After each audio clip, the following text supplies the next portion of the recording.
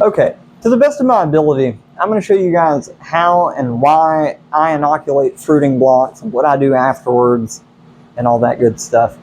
So this is going to be from the time that it comes out of the atmospheric steam sterilizer, goes in front of the flow hood, and all the way up to being placed in incubation.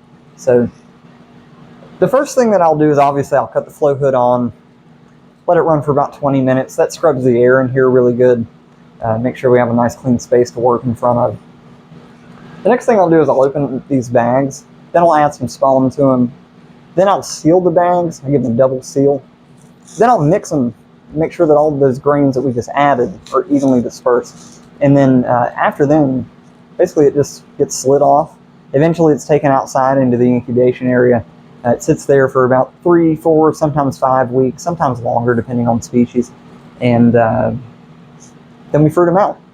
So there's a lot of steps to get to this point, obviously, and we do have some very specific equipment that we use for this. But I'm going to show you what that looks like to the best of my ability with this camera angle. But just bear with me. This is going to go pretty fast, and I'll just kind of show you how this goes. But like I said, we would open a bag, take spawn. Obviously, we want to be downstream from the flow.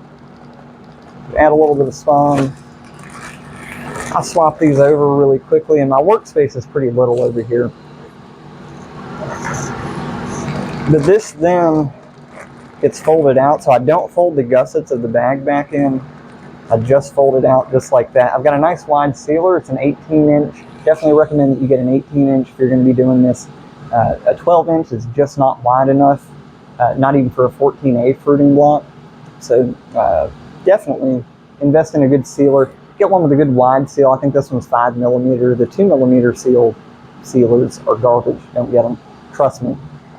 Pony up the money. I think this one was like $120, maybe 2-3 years ago. So anyway, we would take this and then seal it. So that's one seal. It's 2 seals. Okay. Now we've done all that in front of our flow, so we know everything's clean. Our spawn was clean to begin with. That's very important. Make sure you have clean spawn. So now we have spawn added to a sterilized fruiting block, and now we just mix it. The way that I do that, I just kind of create 2 little pockets on the side. I'll shake those grains down, and then I kind of just bust the block up.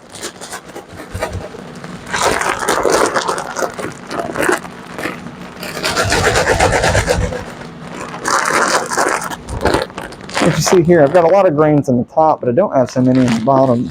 So I'll make another little pocket, and I'll just kind of let them fall. But you really want to try to get these grains relatively evenly distributed. It's going to colonize quicker and more efficiently that way. So, and you definitely want to get some grains into the bottom of the bag. The bottom of the bag is the furthest away from the filter patch, and so it doesn't receive as much oxygen. Mycelium needs oxygen to grow. So I've noticed over the years that the bottom of the bag, if you don't mix it up really well, it takes quite a while for it. It'll get all the way to the bottom, but to fully colonize the bottom takes longer than it should.